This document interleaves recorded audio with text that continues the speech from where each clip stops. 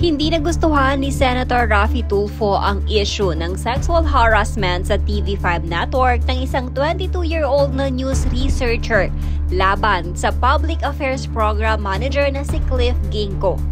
Sa Wanted sa Radyo, naglabas ng kanyang saloobin si Senator Raffy Tulfo.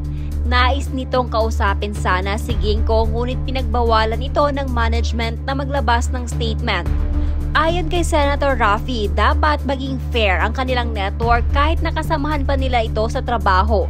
Hindi daw dapat pinagtatakpan ang ganitong issue. Dahil sa hindi nakausap ni Senator Raffy si Ginko ay naggalit ang senador. Nagbantang aalis siya sa network. Ang tanging gusto lang naman daw ng senador magkaroon ng hustisya ang complainant dahil anya.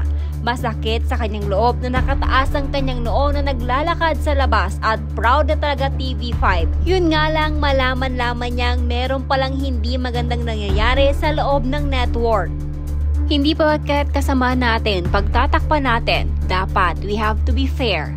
Serious itong sumbong and we have to treat this seriously. Ang gusto ko lang sanang malaman ano ang nangyayaring investigasyong ginagawa ng TV5. Kahit natanggalin ninyo ako sa show ko, sa kapatid mo, Idol Raffy Tulfo, kahit sabihin ninyo ang show na yan, I don't care. Ang gusto ko lang magkaroon ng hustisya itong complainant natin because masakit sa kalooban ko na naglalakad-lakad ako dyan sa labas, taas noo na taga TV5 ako. Yung pala, meron tayong kasama sa TV5 na gumawa ng kabalastugan and yet hindi natin kayang disiplinahin, magre-resign na lang ako sa kapatid mo. Totoo yan. Nagjo-duty pa rin si Cliff at nasa baba. Ang kapal naman ang mukha nito, nagdo-duty pa rin. Nakakasama nga yan ng loob para kay talent. I'm sorry mga kapatid, HR, it's not good. Sana ang ginawa, advice ko lang po ito, gumawa ng investigasyon, binigyan ng show cause order itong si Cliff. Bigyan ninyo ng 72 hours. Suspendihin ninyo ako because of this. You want to suspend me? Suspend me. Do me a favor kesa naman hindi kayo aaksyon. Araw-araw tayong mag-aaway dito. TV5, this is my request to you. Ayusin niyo po ito. Investigate. Mas maganda habang may investigation itong si Cliff Ginko, suspindihin niyo muna just like what you did to us nung panahon ng T3. May paglilinaw naman si Senator Raffy Tulfo sa publiko. Ayon dito, sana hindi maging reflection ng TV5 ang ginawa ni Cliff Ginko dahil unfair naman daw ito sa network. Sana po itong ginawa ni Cliff Ginko huwag maging reflection sa TV5 because kung madadamay ang TV5, unfair naman po. Mababait po ang TV5 because I was once a member of the News and Public Affairs of TV5. Dito lang po ako nagagalit kay Cliff Ginko at sa ilang mga opisyal na pinagtatakpan siya. Kinakanlong siya. What's so special about him?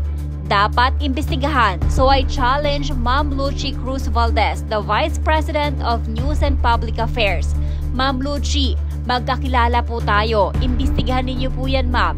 Maglabas po kayo ng statement kung ano ang ginagawa ninyong investigation. Huwag ninyo pang pagtakpan, Miss Lucy Cruz Valdez.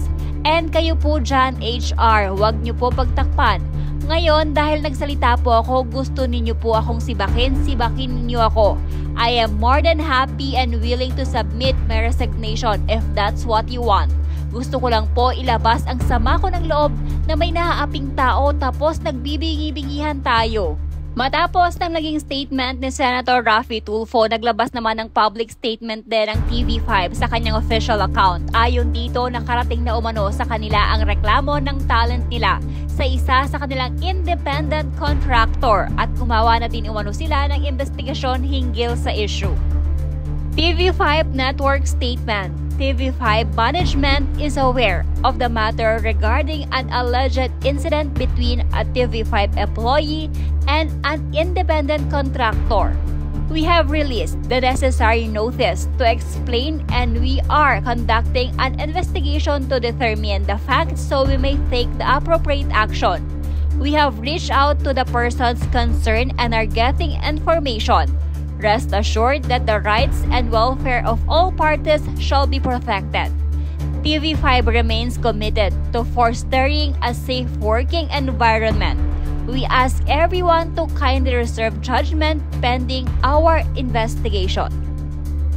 Komento naman ng mga netizens, malakas siguro ang independent contractor na yan kaya pinagtakpan nila, hamakin mo kung hindi pa natulfo, hindi pa sila kumilos, matagal na pala nangyari yan, kawawa naman ang victim.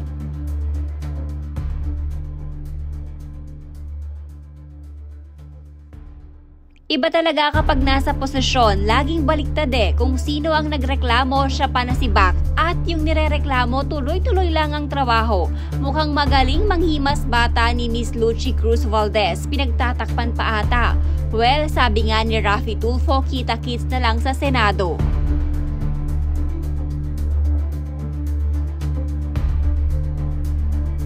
Grabe, according sa interview, ginawa na lahat ng staff ni Idol Raffy Tulfo. Dinala na sa HR, sa ibang department ng TV5, walang ginawa. Kaya last resort na public tong reklamong ito. Kung hindi pa magyanig ang internal management na ito, ewan ko na lang. Another independent contractor issue, hats off to Senator Raffy, a true man of principles. Ang galing talaga ni Idol Raffy, tamang-tama wala kang kakampihan dyan kasi ikaw ang takbuhan ng mga mahihirap at saka pag mag-election hindi mayaman ang magpapanalo sa'yo kundi mga mahihirap. Yan ang hirap sa malalaking network, akala mo untouchable, mga big shot, please Mr. Talent, don't be scared, ipaglaban mo sir. Puro kayo independent contractor, basta may nagawa, kabulustugan, biglang independent, mga fake news naman kayo, pera pirate din lang naman kayo, mga bayarang media.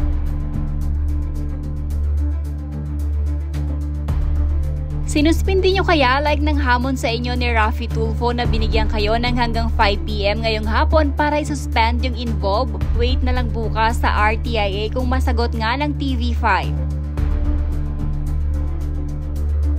Hindi po ba regular na siya dyan? Yung nirereklamo, so ilang taon na siyang independent contractor, baka po malakas siya dyan sa mga sa tabi-tabi o nasa taas? Nagtatanong lang po.